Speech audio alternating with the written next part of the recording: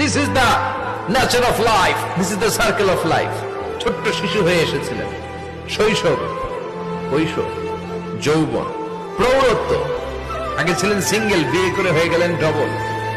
এরপরে আল্লাহ আপনাকে একটা মেয়ে দিল, এরপরে মেয়েকে বিয়ে দিয়ে শ্বশুর হলেন, এরপরে ওই মেয়ের ঘরে সন্তান হতে নানা হলেন। আর কতদিন? অনেক দিন হলো তো, অনেক লম্বা সময় পেয়েছেন আপনি। Think about that. এবার যাওয়ার কথা ভাবেন, আখিরাতের সামানের কথা ভাবেন, ফিরে যেতে হবে। কি শক্তিশালী যুবক, বার্ধক্য চলে আসলে লাঠি ছাড়া চলতে পারে না। কুচকুচে কালো দাড়ি সাদা হয়ে যায়, দাড়ির শুভ্রতা, বয়সের ভার, রং ধরা যৌবন জং ধরে শেষ, ঠিক কিনা?